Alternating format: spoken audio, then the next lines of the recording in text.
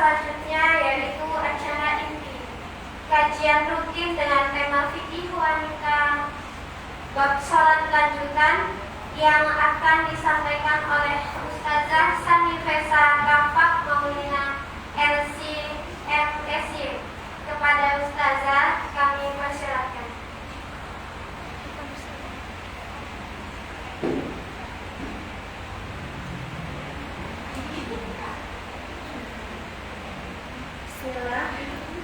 Bismillahirrahmanirrahim. Assalamualaikum warahmatullahi wabarakatuh.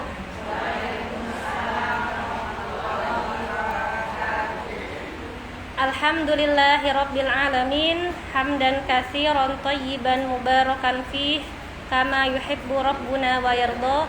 Asyhadu an la ilaha illallah wa asyhadu anna Muhammadan abduhu wa rasuluhu la nabiyya ba'da. Gimana kabarnya Umi semua, umahat semua? Sehat? Alhamdulillah. Kita bersyukur kepada Allah Subhanahu wa taala yang telah mengumpulkan kita kembali ya di majelis ilmu ini. Dan insyaallah pada pagi hari ini kita kembali membahas bab sholat ya, fikih wanita bab sholat. Pada pertemuan sebelumnya kita sudah membahas mengenai rukun-rukun sholat. Apa itu rukun sholat? Rukun sholat apa Mi? Yang harus dipenuhi di dalam sholat ya. Jadi kalau tidak terpenuhi rukunnya, sholatnya sah nggak? Tidak sah ya. Nah, kita sekarang membahas mengenai sunnah-sunnah sholat.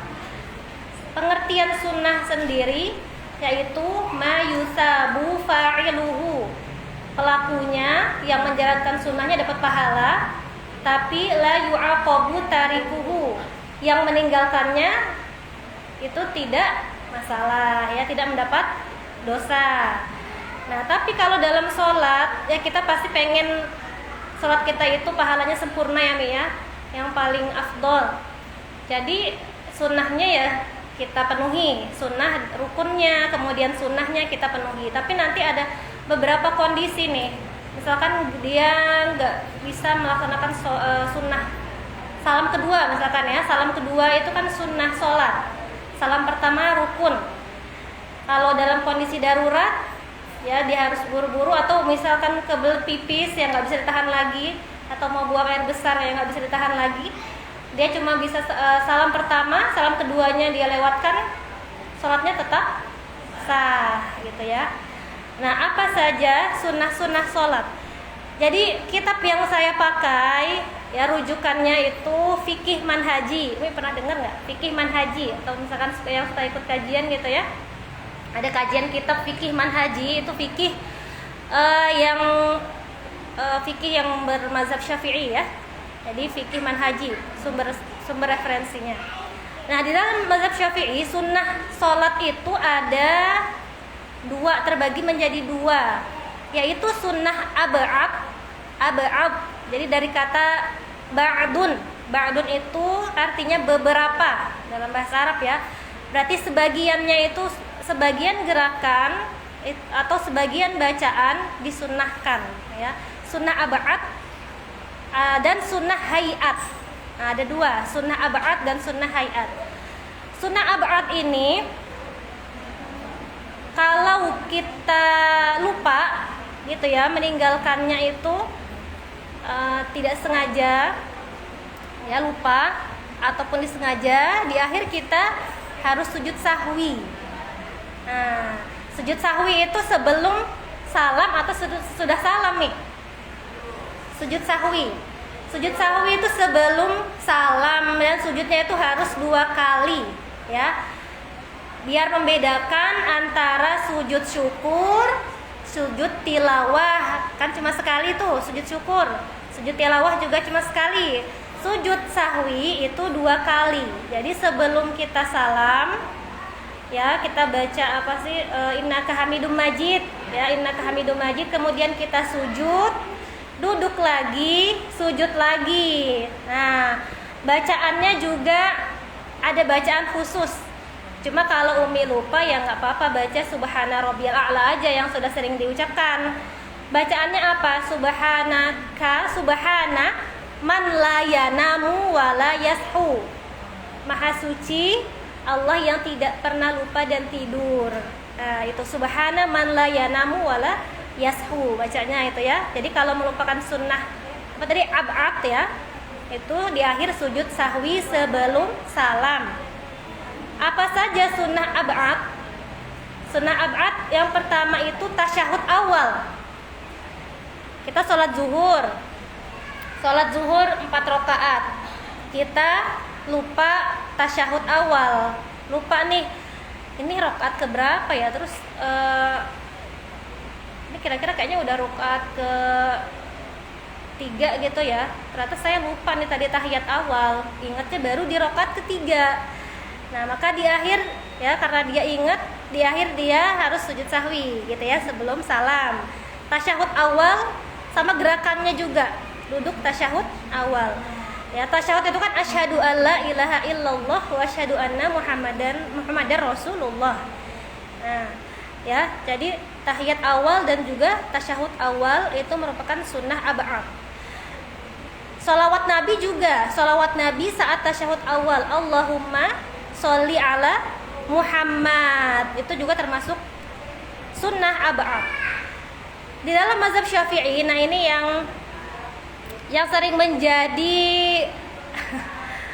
pertentangan ya, kunut. Nah, kunut ini di dalam mazhab Syafi'i itu sunnah ya Mi ya. Mazhab lain tidak ada yang berpendapat tidak disunahkan dan tidak juga diharamkan. Ya, tapi mazhab Syafi'i ini termasuk sunnah ab'ad jika ya dia melakukan kunut subuh. Berarti sunnahnya itu sangat ditekankan ya Mi ya. Nah, kalau mazhab Hambali ini kaitannya sama sholat jamaah. Kalau memang imamnya itu melaksanakan kunut subuh, maka jamaahnya juga ya ikuti saja imamnya dengan melaksanakan kunut. Ini dicontohkan oleh ulama kita ya. Waktu ada ceritanya nih, ulama Muhammadiyah dan NU ya. Di sini kan di Indonesia ini NU dan Muhammadiyah ya yang terbesar ya. NU itu yang bermazhab Syafi'i gitu ya. Terus Muhammadiyah itu mazhabnya Hambali. Nah, Buya Hamka, tahu Buya Hamka ya nih ya? Buya Hamka itu ulama Muhammadiyah ya. Muhammadiyah, alim Muhammadiyah. Kemudian ada Kiai NU ya, jadi mereka ceritanya ini sedang melaksanakan perjalanan bareng gitu di kapal. Nah, cuma ada satu musola. Mereka harus sholat berjamaah ya, harus sholat berjamaahnya bareng-bareng, sedangkan mereka itu beda organisasi gitu ya, NU dan Muhammadiyah ya, beda mazhab. Nah, ketika Buya Hamka mengimamkan para jamaah NU ya, dia tidak melaksanakan kunut ya, kunut itu di subuh ya, kunut subuh. Tapi bacaannya itu i'tidalnya Buya Hamka itu dilamakan, waktunya lama agar yang di belakangnya jamaahnya bisa menyelesaikan bacaan kunutnya gitu. Jadi toleransinya Buya Hamka. Kan doa kunut itu panjang ya. Allahumma hdini fiman hadait gitu ya, wa afini fiman afait, panjang tuh doanya. Jadi i'tidalnya Buya Hamka itu dilamakan dulu ya, karena tahu jamaahnya nih kunut, baca doa kunut. Kemudian ketika imamnya Kiai NU ya, Buya Hamka ikut juga di belakangnya, maka ya dia melaksanakan kunut juga. Artinya nggak apa-apa, nggak masalah kalau kita bermakmum dengan imam yang kunut subuh gitu ya. Nah, kunut ini juga nggak bisa untuk apa ya, doa atau istighosah, meminta pertolongan ya. Misalkan saudara-saudara kita di Palestina, kita bisa melakukan kunut. Nah, ada beberapa masjid yang melakukan kunut pada sholat Jumat ya, ada. Itu untuk meminta pertolongan dan itu nggak masalah ya. Jadi intinya masalah kunut ini tidak mesti dipermasalahkan ya. Jadi semuanya tuh ada dalilnya masing-masing gitu ya. Nah, kemudian tadi kita sudah membahas sunnah ab'ad. Sunnah ab'ad duduk tahiyat, kemudian baca tasyahud awal, sholawat Nabi, dan juga kunut subuh ya. Sunnah yang kedua yaitu hayat. Hayat ini gerakannya ya, sunnah hayat yang tidak perlu sujud sahwi. Apa tuh? Mengangkat tangan. Mengangkat tangan pada saat takbiratul ihram. Takbirnya itu kan apa? Takbirnya pada rukun ya. Jadi kalau rukun qauli itu rukun yang berupa perkataan, itu harus dilafazkan. Allahu Akbar. Jadi kalau kita diem aja, itu ya bukan perkataan namanya, itu namanya membatin, gitu ya. Jadi kita ucapkan Allahu Akbar. Terus bacaan Al-Fatihah juga termasuk rukun. Kita baca Alhamdulillahirabbil alamin. Jangan diam aja, jangan Al-Fatihah ya, Mia. Itu tidak diucapkan namanya. Alhamdulillahirabbil alamin arrahmanirrahim. Ya enggak mesti gede-gede juga, yang penting lirih dan kita mendengar suara kita sendiri. Itu rukun qauli kan? Nah, sedangkan mengangkat tangan itu bukan rukun. Mengangkat tangan Allahu Akbar. Jadi boleh kalau ada yang Allahu Akbar, dia tangannya lurus aja ya nggak apa-apa. Ya, jangan disalahkan ya kalau menemukan ada yang seperti itu. Itu di mazhab Maliki ya, tangannya lurus ketika takbiratul ihram. Nah, posisinya sejajar bahu ada. Umi biasanya apa posisinya? Sejajar bahu. Ada yang di telinga? Ada yang begini? Jadi sama-sama di telinga, cuma jempolnya itu menyentuh ujung telinga sini, gini, ya. Tapi jangan gini aja ya, ya. Jadi boleh sejajar bahu, boleh sejajar dengan telinga, dan boleh juga jempolnya kena ini telinga ya. Nah, boleh juga lurus, jadi nggak apa-apa. Nah, akan tetapi di mazhab Asy-Syafi'i ini tangannya itu sejajar dengan telinga, ya. Nah, berarti kalau disejajar dengan bahu, itu mazhab Hambali berarti ya. Nah, kemudian mengangkat tangan dan sedekap. Allahu Akbar itu juga macam-macam. Ada yang ke pinggir nggak Mi sedekapnya? Ke pinggir. Itu kondisinya pada saat itu Rasulullah dalam keadaan perang ya. Jadi mau siap-siap, takutnya nanti ada musuh yang menyerang, makanya di pinggir. Ya. Posisinya bisa di bawah pusar. Di bawah pusar itu mazhab Hambali, di bawah pusar ya, sedangkan mazhab Syafi'i itu di antara pusar dan di bawah dada. Ya, memegang pergelangan tangan. Nah, ada juga yang begini ya, ada yang begini, jangan begini aja nanti kedinginan. Nah, begini ya, pergelangan tangan di antara pusar dan di antara pusar dan dada, gitu ya. Nah, kebanyakan yang menganut mazhab Hambali di Saudi ya, mereka imamnya di bawah pusar, ya, karena mereka menganutnya mazhab Hambali. Itu sunnah hayat yang kedua. Yang ketiga doa iftitah. Doa iftitah ini banyak macamnya, ada 9 macam. Jadi kalau dengar yang lain, dengar orang baca bukan Allahumma ba'id, bukan ini wajah tuh, dia pakai yang lain ya, dia berarti pakai yang lain. Yang kita hafal yang sering digunakan apa Mi? Yang sering digunakan Allahumma ba'id apa? Allahu Akbar kabiro. Allahu Akbar kabiro, Allahu Akbar kabiro, walhamdulillahi katsiro. Inni wajhatu ya. Itu mazhab Syafi'i ya. Kalau yang Allahumma ba'id baini wa baina khotoyaya ya, itu yang dipilih oleh mazhab Hambali. Tapi mau Allahu Akbar kabiro yang gampang aja nggak apa-apa. Yang saya sudah dari dulu kayaknya diajarinnya ini wajah tuh, kayaknya mau ganti itu susah lagi ngafalnya Ustazah. Ya nggak apa-apa, ini wajah tuh aja nggak apa-apa. Ya, yang mudah aja. Nah, kebanyakan yang menurut NU itu ya, Nahdlatul Ulama itu Allahu Akbar kabiro gitu ya. Dan Muhammadiyah itu menggunakan Allahumma ba'id.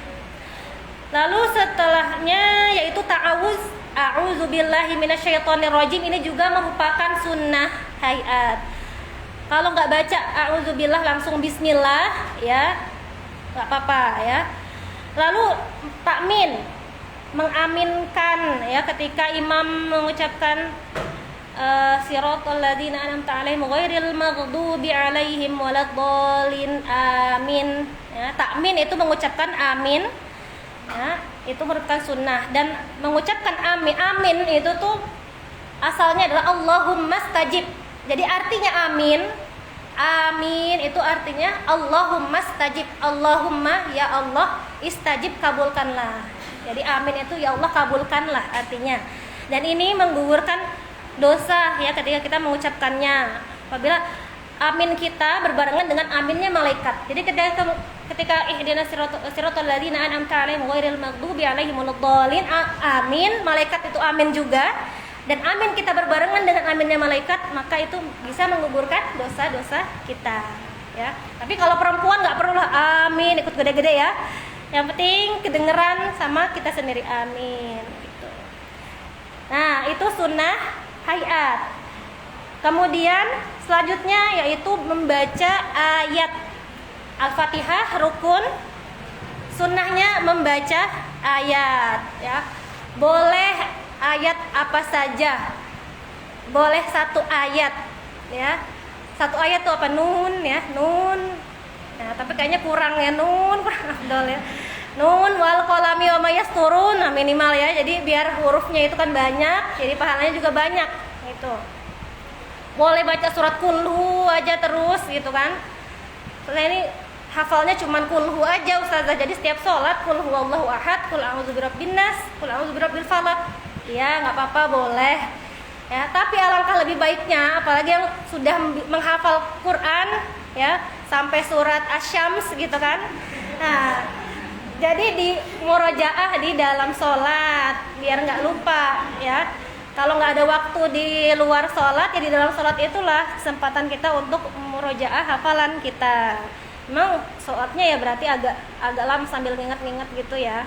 Sebelum sholat di murojaah dulu lah, dilihat-lihat dulu Qurannya. Oh ini suara ketukar-tukar nih. Nanti ketika sholat diingat-ingat gitu. Jadi paling nggak ganti-ganti suratnya gitu ya. Nah, bagi yang menjadi imam ini harus menyesuaikan dengan makmum di belakangnya. Kira-kira makmumnya ini bisa nggak ya saya kalau kuat berdirinya nggak kalau saya baca surat yang panjang. Karena pernah ada kasus di zaman Nabi Shallallahu Alaihi Wasallam, siapa yang dia mengimami panjang ditegur sama Nabi? Mu'adz bin Jabal ya. Mu'adz bin Jabal ini mengimami surat Al-Baqarah.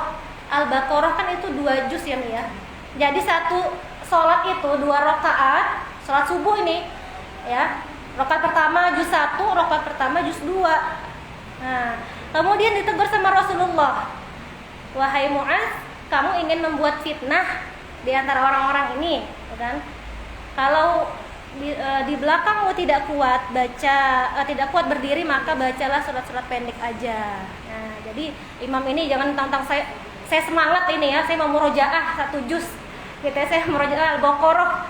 Jadi dia imamnya baca surat Al-Baqarah, makmumnya udah nggak kuat, udah goyang-goyang, udah nggak khusyuk lagi. Kapan selesainya gitu ya. Nah ini untuk sholat wajib ya Mi ya. Tapi kalau sholat sunnah, misalkan sholat tarawih, kan biasanya ada masjid yang one day one juz gitu ya, satu malam itu 1 juz ya, itu nggak apa-apa ya. Maksudnya kita berarti menyesuaikan dengan kondisi kita. Kalau kita kuat 1 juz sholat tarawihnya ya tafadhol boleh gitu. Tapi kalau nggak kuat sehingga mungkin nanti ketiduran gitu kan, membuat nggak khusyuk, jadi lebih baik cari yang pendek aja bacaan imamnya gitu ya. Kan ada ya yang, tapi jangan juga cepet banget. Ada tuh di kampung ya di Jawa Barat sana, Masya Allah sholatnya cepat sekali, jadi Al-Fatihahnya juga nggak jelas, suratnya juga bacaannya juga ya nggak jelas juga, jadi nggak khusyuk, buat nggak khusyuk juga kalau terlalu cepat. Kemudian menjaharkan suara ya, menjahar itu mengeraskan suara saat sholat jahar, sholat maghrib, apa aja sholat yang kita baca imam bacanya keras, sholat maghrib, sholat isya dan sholat subuh ya. Ini untuk imam ya. Dia harus mengeraskan suaranya saat sholat maghrib, isya, dan subuh. Lalu ada lagi takbir intikal. Ini saya agak cepat karena mau bahas hal-hal yang membatalkan sholat juga. insyaallah ya. Takbir intiqal itu berbeda dengan takbiratul ihram. Takbiratul ihram itu yang di awal yang mengawali kita sholat ya. Kemudian takbir intiqal itu perpindahannya ketika dari berdiri ke ruku, Allahu Akbar, itu takbir intiqal. Itu nggak usah menjaharkan suara, cuman Allahu Akbar di awal aja. Jadi kalau di tengah-tengah cukup Allahu Akbar lirih aja gitu ya, takbir intiqal. Kemudian tasbih ruku dan sujud ya, kita mengucapkan subhana rabbiyal azim, subhana rabbiyal a'la, itu juga merupakan sunnah hayat. Lalu tangan di paha ketika duduk, tangan di paha. Jadi ketika kita duduk iftirash atau duduk tawaruk ya, iftirash itu duduk tahiyat awal apa akhir nih? Iftirash sama tawaruk kan ada dua jenis duduk. Iftirash itu yang tahiyat awal, tahiyat akhir. Tahiyat awal ya, duduk tawaruk itu tahiyat akhir yang miring, itu namanya duduk tawaruk. Iftirash itu yang dilipat. Nah, iftirash yang duduk tahiyat awal atau duduk di antara dua sujud, itu duduk iftirash. Nah, ketika duduk iftirash atau duduk tawaruk, itu tangan itu di paha ya. Tangan kita posisinya di paha. Kemudian tadi duduk iftirash, duduk tawaruk juga merupakan sunnah. Dan yang terakhir adalah salam kedua ya, salam kedua. Jadi kalau ada imam yang dia cuma salam pertama aja ya, assalamualaikum warahmatullahi, kemudian dia sudah selesai ya, nggak apa-apa, berarti kan sudah terpenuhi rukunnya, yaitu salam pertama ya. Nah, kita itu ya tadi sunnah ab'ad dan sunnah hayat. Kita akan membahas mengenai apa saja hal-hal yang membatalkan sholat. Hal-hal yang membatalkan sholat ini berarti ada yang menghilangkan syarat sah sholat. Jadi ada kaitannya dengan syarat sahnya sholat. Syarat sah itu apa maksudnya? Syarat yang harus dipenuhi sebelum kita sholat. Berarti kalau tidak terpenuhi, maka sholatnya bisa nggak sah. Misalkan kita tuh berada di dalam gedung yang nggak kedengeran azan dari dalam gedungnya. Biasanya di supermarket ya, di mall-mall ya gitu ya, nggak kedengeran azan. Kita lihat jam nih, udah jam 12. Oh, udah waktunya zuhur ya. Terus sholat di dalam mall itu misalkan ya, di musolanya. Pas kita keluar dari tempat itu ternyata baru azan. Berarti kita tadi sholat sebelum masuk waktu sholat. Nah, sholat kita berarti sah atau tidak? Nggak sah. Yang sholat yang kita lakukan karena belum masuk waktu sholat. Sedangkan syarat sah sholat adalah masuknya waktu sholat. Jadi sholatnya gimana? Ya sholat lagi gitu. Jadi sholatnya diulang ya. Artinya i'adatus sholat. Dia mengulang sholatnya lagi setelah mendengar azan gitu ya. Jadi kehilangan syarat sah sholat merupakan hal yang membatalkan sholat. Jadi sholatnya batal ya, harus diulang lagi. Kemudian apa lagi? Berhadas, dalam kondisi berhadas kecil maupun berhadas besar. Misalkan lagi sholat gitu, kok perutnya kayak ada gelembungnya gitu ya, blubuk-blubuk gitu ya, kayak mau keluar gitu. Terus udah nggak tahan lagi, tiba-tiba keluar gitu kan. Nah, berarti dia sedang berhadas kecil. Jadi hadas itu ya hadas itu kondisi ketika kita tidak punya wudu.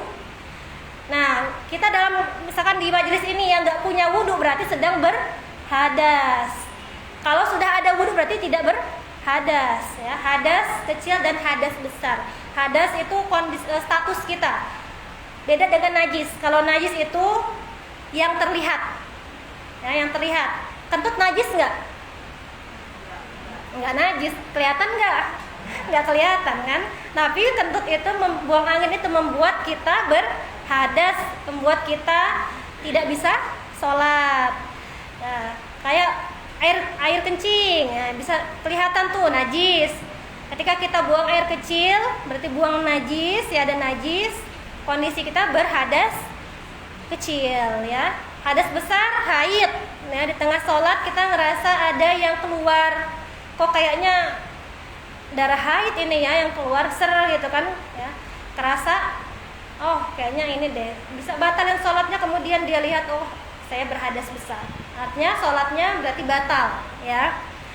Nah, kemudian apa lagi syarat sahnya sholat? Menutup aurat. Di tengah-tengah sholat auratnya terbuka, lagi sujud gitu ya, ada angin kenceng, pas duduk kebuka semuanya, ya, kebuka semua kerudungnya, kelihatan rambutnya, ya berarti sholatnya batal, dia harus ngulang lagi gitu, ya. Nah, ada kisahnya ketika Rasulullah Shallallahu Alaihi Wasallam beliau mengimami sholat, kemudian setelah baca doa iftitah tuh berhenti lama, diam lama gitu ya. Imamnya kan ngikut aja, tapi sambil bertanya-tanya, kenapa Rasulullah diem lama? Ternyata saat itu Rasulullah sedang dibisiki oleh malaikat bahwa sendalnya ada najisnya gitu. Jadi zaman dulu sholatnya itu pakai sendal karena kan masih di tanah gitu, ya. Terus Rasulullah langsung apa tindakan Rasulullah? Lempar sendalnya. Jadi misalkan ini sendal, ya langsung diginin sendalnya, disingkirkan sendalnya. Terus makmumnya gimana? Pada ngikut dong. Makmumnya juga pada ngikut sendal. Jadi kan harus mengikuti imam, ya. Shollu kama ra'aitumuni usolli, kata Nabi kan, salatlah sebagaimana engkau melihat aku sholat. Nah, Rasulullah begitu, ya makmumnya juga ikut menyingkirkan sendalnya gitu. Ternyata ketika setelah selesai sholat, Rasulullah bertanya kepada para makmumnya, tadi kenapa kalian ikut melemparkan sendal? Kan kami mengikuti engkau Rasulullah. Terus kenapa tadi engkau melemparkan sendal? Kata Rasulullah, saya tadi dibisiki oleh malaikat bahwa ada najis di sendal saya. Jadi kalau kita sadar ada najis di badan kita ketika sholat dan bisa disingkirkan, maka kita singkirkan. Misalkan apa ya, yang kalau darah yang sedikit itu maafu, ya. Kita lagi misalkan gusitnya berdarah gitu ya, kita goyang-goyang lidah kita gitu kan, terus kayak bau darah gitu. Darahnya sedikit atau banyak, kalau sedikit masih bisa dimaafkan, tapi kalau kayak banyak gitu ya, banyak mengalir, nah itu berarti ada najis di badan kita dan kita harus hilangkan dulu darahnya gitu ya. Atau misalkan jerawat, ya, lagi sholat yang gatel gitu ya, yang garuk jerawatnya gitu, keluarlah darah, ada darahnya sedikit, maka nggak apa-apa, dimaafkan darahnya, ya. Darah nyamuk gitu kan, yang kita tepok gitu ya, terus ada darahnya di mukena, nah itu nggak apa-apa. Kemudian itu sentuh najis, ya, bisa contohnya juga kena muntahnya anak gitu ya, muntah juga termasuk najis, ya. Kalau muntahnya itu memang dari dalam perut, ya, dari dalam perut. Lalu berakal, kemudian beragama Islam, syarat sah salat, ya. Maka kalau dia murtad atau gila, hilang kesadarannya, itu berarti sholatnya batal. Biasanya penyakit ini ya, yang suka kejang tiba-tiba atau nggak sadar tiba-tiba itu epilepsi, ya. Dia lagi sholat tiba-tiba epilepsi gitu. Nah, sholatnya berarti batal gitu ya. Nah, selanjutnya adalah tidur, ya. Kondisi tidur. Dalam hadis Rasulullah mengatakan laisa 'alan naim jalisan hatta yadau janbahu. Tidaklah orang yang dia tidur tapi dalam keadaan duduk, ya, tidak ada wudu baginya. Artinya kalau dia sudah wudu kemudian tertidur, tidurnya dalam kondisi duduk begini, ya, ngangguk gitu, maka nggak perlu wudu lagi. Itu yang tidak membatalkan. Yang membatalkan itu yang tidurnya berbaring, apalagi sampai ngorok. Berarti udah nyenyak banget itu, ya. Udah wudu nunggu waktu sholat dia tidur berbaring di masjid sampai ngorok, kan harus wudhu lagi itu ya. Yang enggak itu ketika dubur kita itu nggak ada celah untuk angin keluar. Kalau duduk gini kan enggak ini ya, kita tertahan tuh anginnya kan. Tapi kalau misalkan kayak nyender gini, nyender itu kan agak kebuka tuh. Nah itu nggak harus wudhu kalau kita tidur dalam kondisi seperti itu, gitu. Lalu apalagi menyentuh kulit lawan jenis ya dalam wudhu itu ketika kita mazhab Syafi'i menyentuh kulit dengan kulit kepada lawan jenis itu tidak diperbolehkan karena membuat batalnya wudhu kita, gitu. Ada juga yang berpendapat yang penting nggak ada syahwat, jadi boleh bersentuhan kalau nggak ada syahwat, ya. Ada juga berpendapat mau ada syahwat ataupun tidak ada syahwat tetap dia batal. Nah kalau begini mah susah ya, kalau misalkan kita menganut mazhab Syafi'i tadi yang kulit dengan kulit ya itu membuat batal wudunya. Kalau kita umroh gitu kan atau kondisi sedang berhaji yang rame orang itu nggak bakal selesai ya, karena pasti bersentuhan kan, pasti sentuhan tadi sama orang, dia wudunya juga lama lagi nyari jauh gitu kan. Jadi boleh berpindah, boleh pakai mazhab yang nggak apa-apa bersentuhan ya, selagi masih ada bajunya ini ya, masih ada bajunya itu nggak apa-apa ya. Atau bersentuhan syahwat tanpa syahwat itu tidak membatalkan wudu. Kemudian menyentuh kemaluan, misalkan kita memegang kemaluan anak kita, ya kita sudah wudu, dia mau pipis gitu ya, dia mau dicebokin, kita cebokin tuh, kita pegang kemaluannya, itu membuat batalnya wudu gitu. Otomatis juga nggak bisa sholat ya. Nah itu tadi yang batalkan wudu. Begitu juga ketika sholat ya, tidur saat sholat, sujud gitu ya, sujudnya lama banget ternyata tidur dalam kondisi sujud. Nah sholatnya batal apa enggak? Batal ya, harus wudu lagi gitu. Ini ceritanya di pondok saya dulu ada yang seperti itu ya, jadi udah salam ya masih tidur gitu ya, masih tidur aja, masih sujud aja ternyata tidur gitu. Nah kemudian bergeser ke arah kiblat ya, ini juga syarat sah sholat.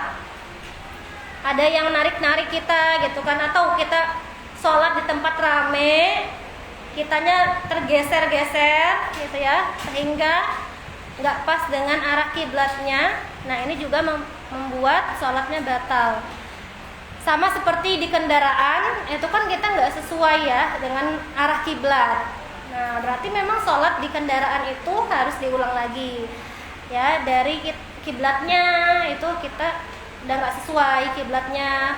Jadi ketika azan kita sholat itu untuk menghormati waktu sholat saja ya, bukan intinya kita udah masuk waktu sholat kita harus sholat, segera sholat walaupun nggak sesuai arah kiblat. Itu nanti bisa diulang di akhir ketika sudah sampai rumah ya. Nah yang kedua, yang tadi kehilangan syarat sah sholat ya, banyak syarat sah sholat tadi ada menutup aurat, bergeser menghadap kiblat, kemudian berakal, Islam, beragama Islam, lalu apalagi tadi masuknya waktu sholat. Jadi kalau kehilangan syarat sah sholat berarti sholatnya batal. Yang kedua meninggalkan rukun sholat. Nah ini tadi kayak nggak baca Al-Fatihah. Gimana kalau posisinya masbuk, imamnya sudah baca Al-Fatihah, kita datangnya pas imam sudah baca suratnya juga bacaannya pendek, jadi Al-Fatihah kita nggak selesai, nggak apa-apa. Kalau itu kondisinya nggak apa-apa ya. Nah yang penting sudah baca setengahnya dari surat Al-Fatihah kalau posisinya masbuk tadi. Tapi kalau sendiri ya harus kita sempurnakan. Nah kemudian berbicara di luar sholat. Jadi bacaan sholat itu kan isinya ada tahmid, kemudian tasbih, takbir, bacaan Al-Quran. Selain itu disebut berbicara di luar sholat. Apa contohnya? Kayak menjawab salam. Menjawab tes.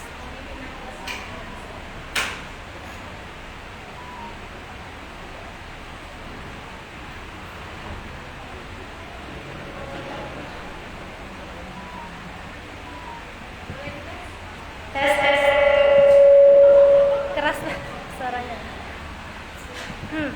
Kayak tadi. Tes. Enggak. Tes.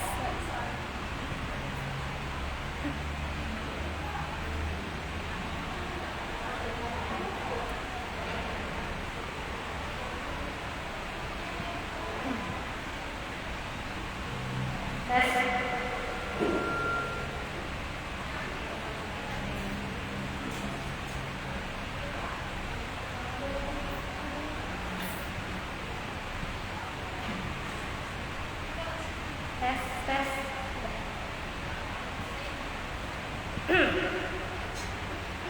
Oke, kayaknya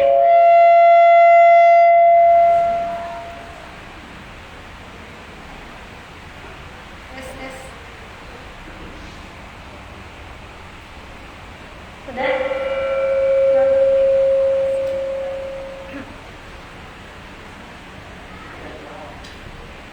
Sudah?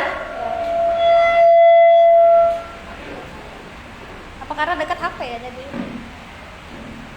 Tes. Sudah terdengar? Dengar ya Mi ya? Tadi sampai mana nih ngobrolnya? Berbicara di luar bacaan sholat ya. Berbicara ini nanti ada tertawa gitu ya. Kemudian tadi kita lagi bahas ketika ada yang datang ke rumah, gitu kan? Paket misalkan. Paket bisa assalamualaikum nggak? Enggak ya, nggak paket gitu ya. Paket gitu kan. Terus kita jawab ya. Nah itu ya. Refleks tuh, kita lagi sholat jawab ya. Itu bermakna ya, bermakna. Kalau tanpa arti nanti ada bahasanya lagi, ini ada artinya ya, berarti kan ada artinya tuh ya. Nah itu sholat kita batal tuh. Atau ada yang salam, assalamualaikum, kita jawab waalaikumsalam. Nah itu juga membuat sholat kita batal. Atau tiba-tiba kita dengar dari masjid, innalillahi wa inna ilaihi raji'un, telah berpulang bapak ini gitu ya, binti ini, dia refleks juga innalillahi wa inna ilaihi raji'un dalam sholat. Emang sih itu pakai bahasa Arab, itu doa ya, tapi kan bukan bacaan sholat ya. Bacaan sholat tadi kan terdiri dari tahmid, takbir, kemudian bacaan Al-Quran ya kan. Sedangkan kayak assalamualaikum, atau kita mendoakan teman kita yang sedang bersin ya, dia ucap alhamdulillah. Alhamdulillah itu boleh nggak? Alhamdulillah itu termasuk tahmid ya, termasuk tahmid kan, puji-pujian kan, dan itu ada di dalam sholat kan ya. Tapi jawabnya, kita jawab yarhamukallah atau yarhamukillah, itu yang membuat sholat kita batal. Refleks yarhamukillah gitu ya, alhamdulillah yarhamukillah gitu ya. Artinya dia berbicara di luar sholat gitu ya, berbicara di luar bacaan sholat maksudnya.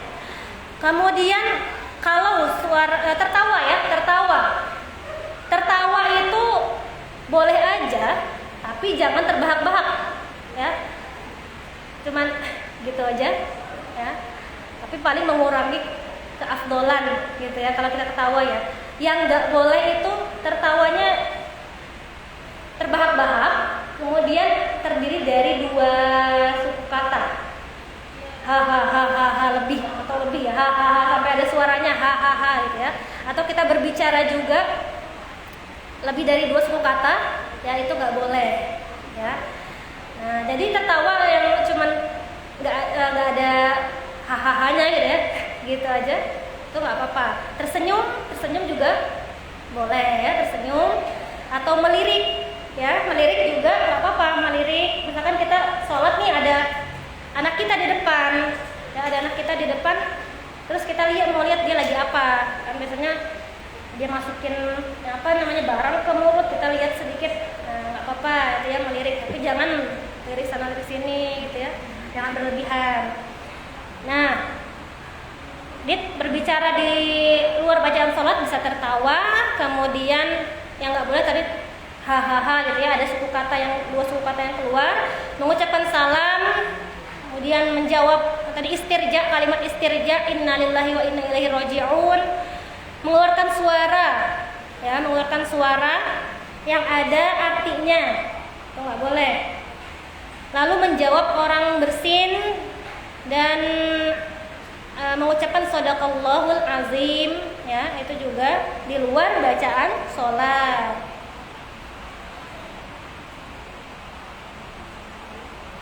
Kemudian gerakan apa lagi? Ya gerakan yang tidak boleh dilakukan pada saat sholat. Kita mengambil hadis dulu ya dari Rasulullah SAW bahwa beliau itu pernah bergerak dalam sholat ya, saat menggendong cucunya. Siapa yang digendong ini nih? Ada yang tahu nggak siapa yang cucu yang digendong oleh Rasulullah? Kalau siapa? Hasan Husain itu yang naik ke punggung Rasulullah. Ini Rasulullah menggendong cucunya. Cucunya ini bernama Umamah. Umamah anaknya Zainab. Jadi Rasulullah itu pernah menggendong cucunya saat sholat. Nah, berarti ibu-ibu nih, kita kalau masih punya anak bayi gitu ya, boleh sambil sholat kita sambil menggendong anak. Nah, itu dicontohkan oleh Rasulullah juga. Lalu Rasulullah juga pernah membunuh hewan buas ya, yaitu kalajengking sama ular. Jadi kalau ada hewan buas, kita lagi sholat gitu ya, lewat ular misalkan, ya masa kita mau diem aja gitu ya, kita diam aja terus ya Allah jangan sampai dia mendekati saya, ya Allah kalau saya mati ini saya syahid gitu kan.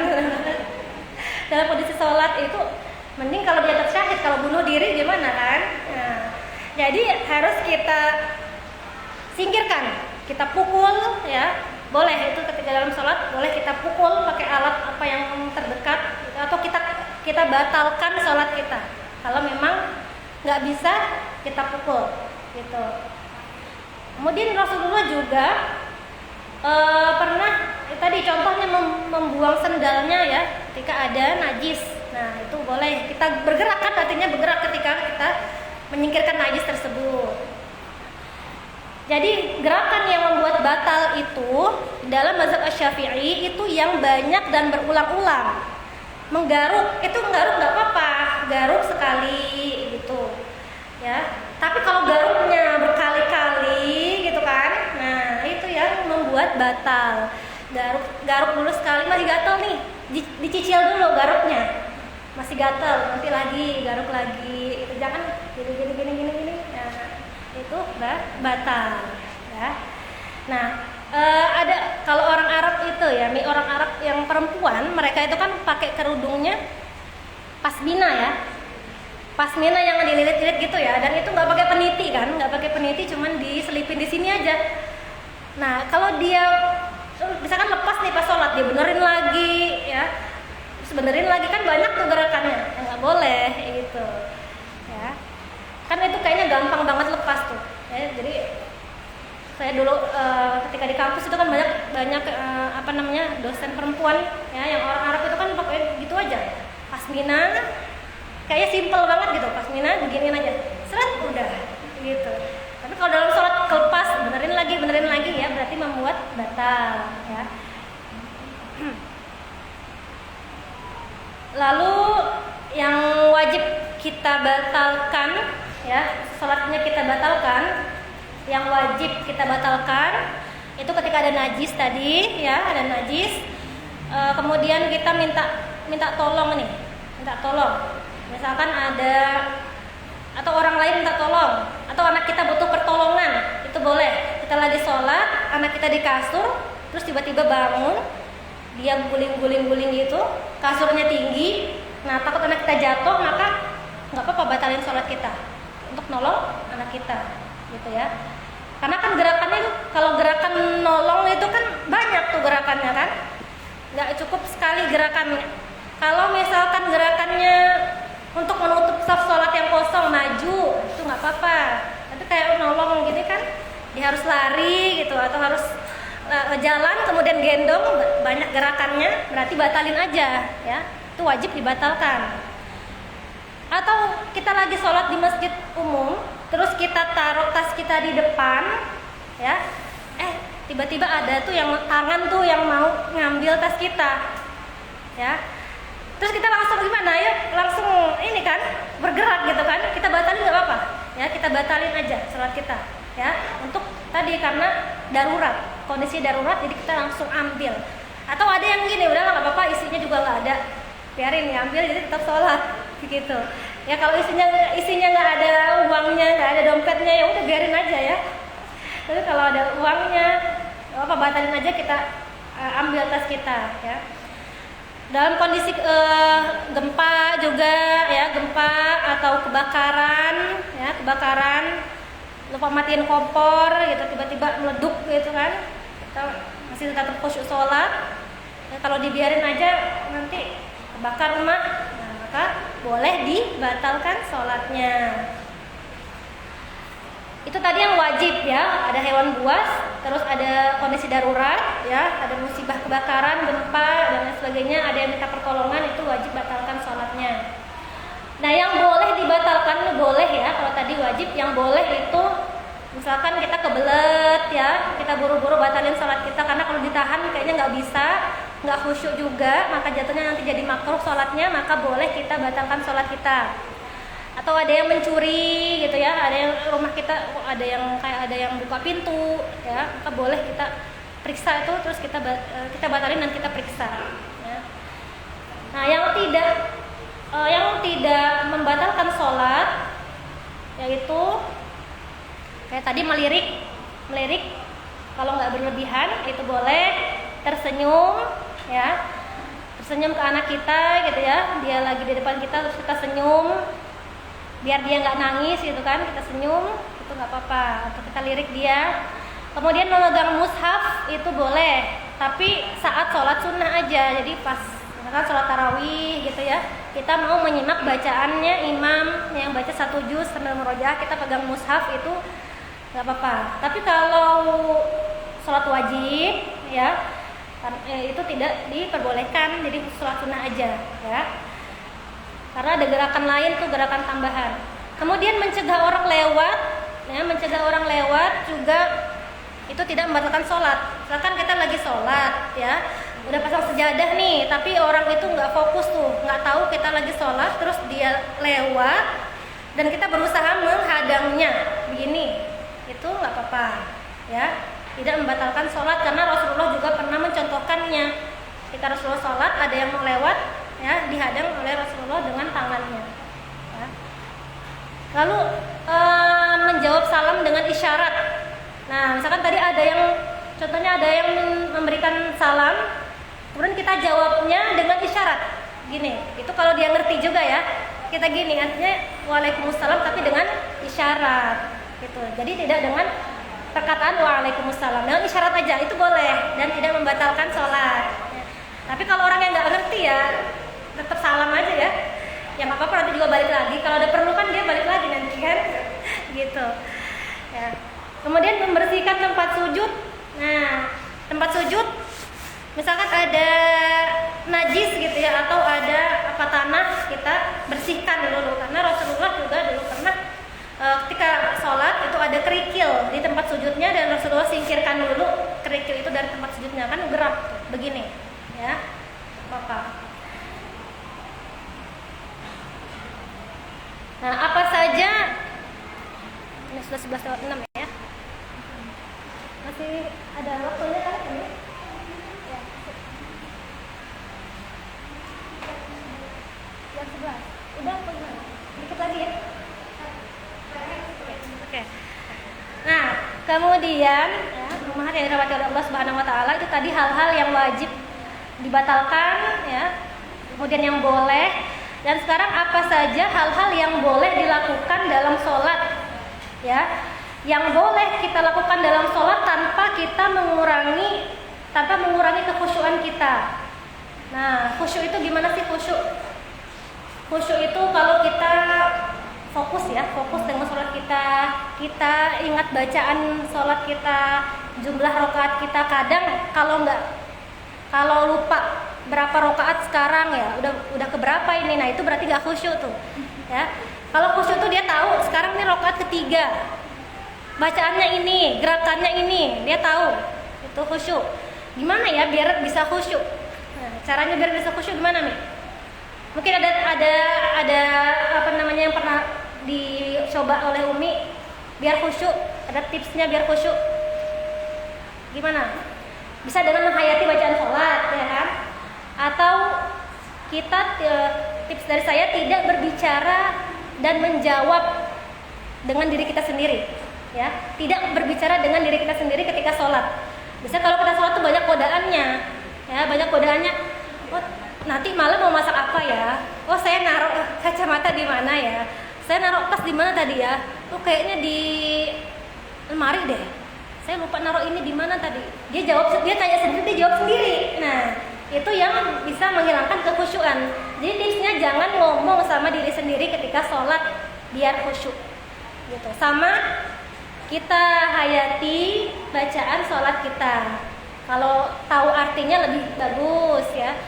Karena setiap bacaan sholat itu, masya Allah artinya ya, Subhana Rabbil Azim, Maha Suci Allah yang Maha Besar. Dari Allahu Akbar aja, Allahu Akbar artinya Allah Maha Besar. Itu kalau dihayati ya, bisa membuat kita khusyuk, bahkan bisa menangis gitu kan kalau kita menghayati bacaan sholat. Nah, ngomong-ngomong nangis nih ya, nangis dalam sholat itu boleh nggak nangis? Batalkan sholat apa enggak kalau kita nangis? Kalau nangis itu sampai sesenggukan gitu ya, nah itu kan dia gerak-gerak tuh. Nah, dia itu batal ya sholatnya. Tapi kalau cuma netes, tapi jangan mikirin apa-apa selain perihal sholat ya. Maksudnya dia tuh nangis mentadaburi bacaan sholat, bukan karena tadi suami saya tadi menyakiti hati saya gitu, dia nangis gitu ya. Berarti kan nggak fokus tuh, berarti kan nggak khusyuk gitu kan, ada yang dipikirin. Nah, itu yang batal gitu ya. Kenapa pernah ya? Pernah begitu ya. Jadi tipsnya adalah Allah yatakallam al-musalli fi nafsihi. Tips khusyuk, jangan berbicara orang dalam sholat ya. Orang tersebut jangan berbicara pada diri sendiri dalam sholatnya itu. Nah, yang boleh dilakukan tanpa mengurangi kekhusyuan itu tadi menjawab salam dengan isyarat, karena Rasulullah bersabda, idza sallama sulima ala ahadikum wa huwa yusalli fala yatakallam. Kalau ada yang memberi salam ya, dan dia lagi sholat, maka jangan berbicara. Wal yusyir biyadihi, dan dia tunjukkan dengan tangannya. Hadis riwayat Muslim. Jadi disyaratkan dengan tangannya saja kalau ada yang memberi salam. Lalu melirik juga boleh ya, dan itu jika itu harus dan perlu ya, perlu untuk dilirik. Misalkan kayak tadi anak kita nih, darurat nih, takut kalau nggak dilihat nanti dia tiba-tiba makan apa tuh koin gitu kan, apa-apa masuk mulut, maka kita boleh lirik dulu. Oh, aman gitu ya, boleh ya. Karena Rasulullah Shallallahu Alaihi Wasallam yaltafitu fi sholatihi yaminan wa shimalan. Jadi Rasulullah melirik kanan, melirik ke kiri ketika sholat, tapi jangan sampai menggerakkan leher, nengok gini. Nah, itu sudah batal. Lirik aja, jangan sampai nengok apalagi gini. Gitu ya. Lihat ke belakang. Tuh. Kemudian mengusap tempat sujud, kalau ada yang menghalangi di tempat sujudnya. Memegang mushaf boleh, tapi syaratnya di sholat sunnah ya, syaratnya di sholat sunnah. Lalu boleh juga menegur dan mengingatkan imam yang salah. Kalau perempuan ingatin imamnya gimana nih? Kalau laki-laki kan bersuara ya kan, ngucapin apa kalau laki-laki?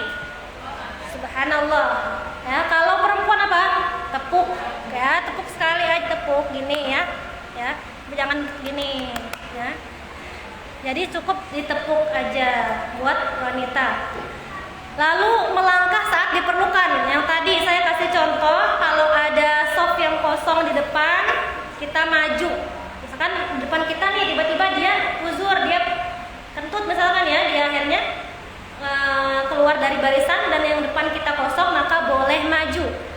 Nah, di sini dari Aisyah radhiyallahu anha berkata, Aisyah juga pernah minta dibukakan pintu oleh Rasulullah, ya, padahal Rasulullah sedang sholat sunnah. Nah, sedangkan pintunya ada di arah kiblat. Kemudian Rasulullah berjalan membukakan pintunya. Ya, berarti kan gerakan Rasulullah banyak tuh ya. Tapi ini sholat sunnah. Yang tadi nggak boleh itu ketika sholat wajib. Ya. Lalu membunuh hewan yang muncul di tempat sujud. Nah, kayak tadi ada mungkin misalkan ada kelabang, hewan buas ya. Kalau kecoa mah gimana nih kalau kecoa? Takut juga ya. Kalau kecoa bolehlah disingkirin gitu ya. Tapi kalau nggak berani ya udah sujudnya pindah aja, maksudnya agak miring gitu ya. Menghindari kecoanya. Ini hewan buas, ada kalajengking, ular, atau ya semacam yang lainnya lah ya. Kelabang itu kan juga gigit ya. Kemudian mencegah orang lewat di depan. Nah, ini juga dicontohkan oleh Rasulullah ketika ada yang lewat di depan Rasulullah menghadangnya lewat dengan tangan, karena kata Rasulullah itu adalah setan yang lewat itu. Jadi kita harus menghadangnya. Kemudian Rasulullah juga pernah memperlama sujudnya ketika ada anak kecil yang naik ke punggungnya. Ini baru Hasan dan Husain. Jadi sujudnya lama karena ada cucunya di atas punggung Rasulullah. Ya, jadi sujudnya lama. Kemudian yang terakhir adalah menggendong Umamah binti Abil As, suaminya Zainab ya. Jadi anaknya Zainab, Umamah ini ya. Rasulullah menggendong Umamah. Kalau ruku gimana? Kalau ruku ya anaknya ditaruh dulu. Ketika ruku Umamah ditaruh dulu sama Rasulullah, ditaruh, kemudian Rasulullah ruku ya. Dan ketika bangun dari sujud baru digendong lagi. Ini boleh dipraktekkan ya. Kalau anak nggak bisa ditinggal, ya terpaksa harus dibawa saat sholat, maka boleh tuh kita gendong dulu ya. Tapi jangan sampai menghilangkan rukun sholat ya. Kita gendong, ketika ruku ditaruh dulu. Karena kalau nggak ditaruh kan ini nanti ya, gimana rukunya gitu kan? Posisinya juga nggak sempurna rukunya, jadi ditaruh dulu tempat sujud baru kita ruku. Pas kita bangun dari sujud baru diambil lagi anaknya, gitu ya. Nah, itu tadi hal-hal yang membatalkan sholat ya. Ada banyak ya berbicara, kemudian apalagi tadi berhadas, kehilangan syarat sah sholat. Ya, kehilangan salah satu syarat sah sholat, kemudian rukun sholat, ya, lalu berbicara, membaca bacaan yang di luar sholat, ya, dan tadi apa saja yang diperbolehkan untuk membatalkan sholat. Jadi kalau sholat wajib itu jangan dikit-dikit batalin gitu ya, Allahu Akbar, aduh kayak tadi nggak sah deh batalin. Nah, dikit-dikit batalin, gampang banget batalin gitu ya. Nah, yang boleh dibatalin itu yang tadi saya sebutkan ya, dalam kondisi seperti itu ya. Baik. Mungkin itu saja yang bisa dijelaskan. Selanjutnya astagfirullahaladzim katsiran. Akhirul kalam. Assalamualaikum warahmatullahi wabarakatuh.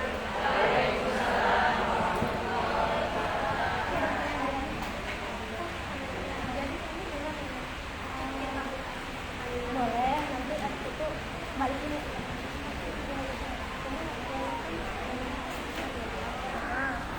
Jam berapa nih?